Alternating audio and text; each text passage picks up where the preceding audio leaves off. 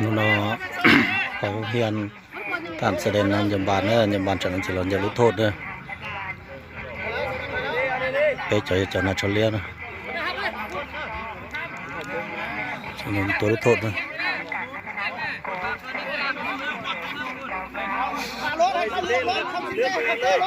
ือกผู้สิเต้ไปเลย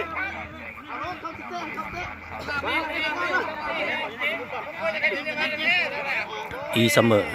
เดี๋ยวเราตัวรู้โทษตัวจุดโทษนะ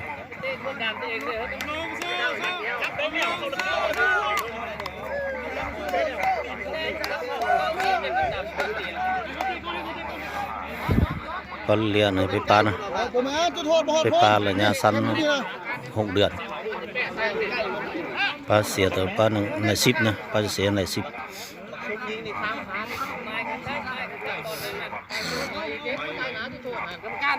กายโพดจะโทษพอดนี่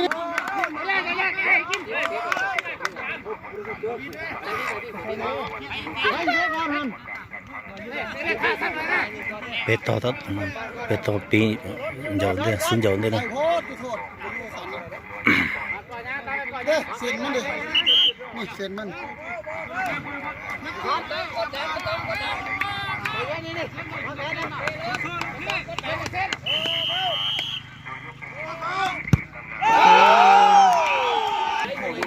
เป็ดต่อถึงจะชิงยานะยาก็สอนฉันเป็ดต่อให้เราเตะนะ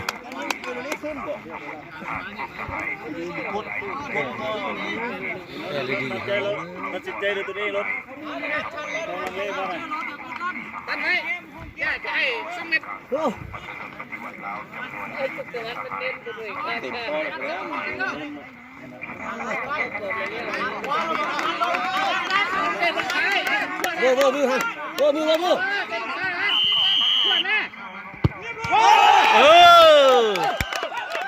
เราตอนเราจะชิงกายอย่างก่อนนะ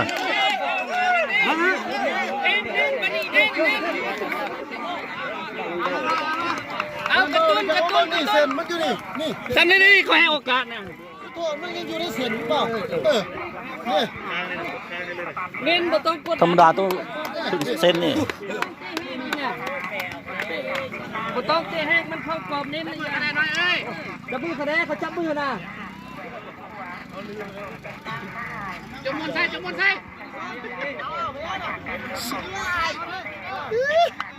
เอาละจะเต้นนะแป้ได้แป้เตะงัดมือเขาอย่าเสียบมุมยังคอยเป็นไงสักต้มว้าโถเตะใส่ละเป็ดต่อนะเป็ดต่อเยอะนะ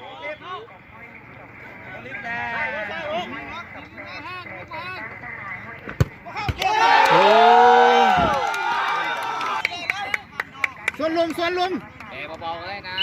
ส่วนลมเซฟส่วนลมไว้ให้มันขึ้นลงสูงบอกเ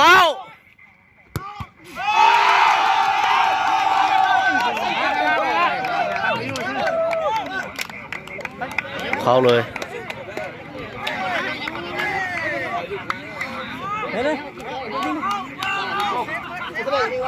บอกนะสุนัขชินยิงแม่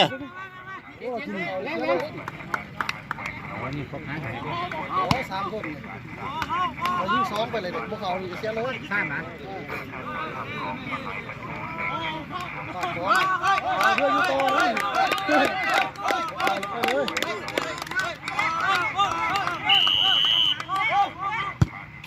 ว้าว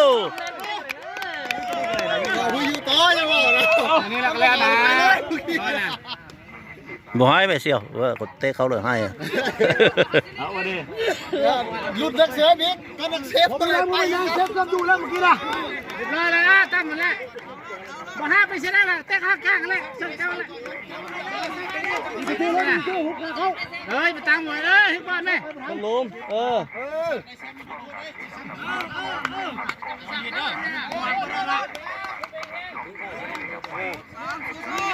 อันเสียได้เสมอเห็นใจใช่ไหมแล้วซัด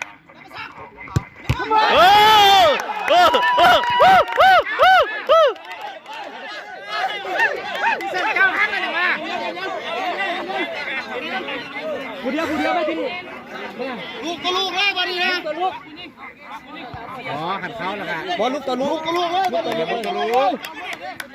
อย่างนี้คุณลูกเองนี่ก็เขา ท่านจะรู้ โอ้ดูนึงก็เตะ3คนเด้อแบบนี้จะมาเลยเดี๋ยวแล้วเขาต้องยิงก่อนเขายิงก่อนเด้อ แหละ เข้าก่อน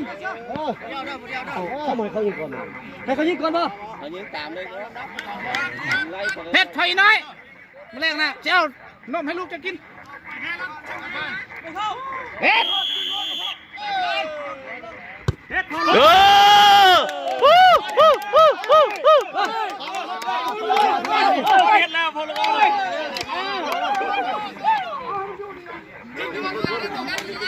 โอ้ยมวยซ้ายข้างซ้ายมวยซ้ายนะ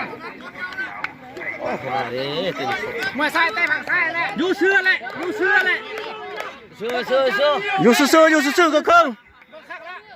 นี่ ซ้ายซ้ายไปซ้ายไปซ้าย ยูเชื่อเลย เออเออเออวู้ดูสิเป็ดปลาชนะนะว้าวู้เชียวโอเคโอเคโอเค บ้านเขากินพอแห้งแล้วบ้านเขาต่อเวลาเขาคุยผิดพลาดแต่เปลี่ยนคนชุดไทยเลยรถไอ้โอ้เลยหน้าที่เขากินพอแห้งเมื่อกี้เดี๋ยวก็ต่อเวลาเฮ้อ เขากินกระโดดแล้วต่อเวลาอะไร6 นาทีเนี่ย จริงได้แล้ว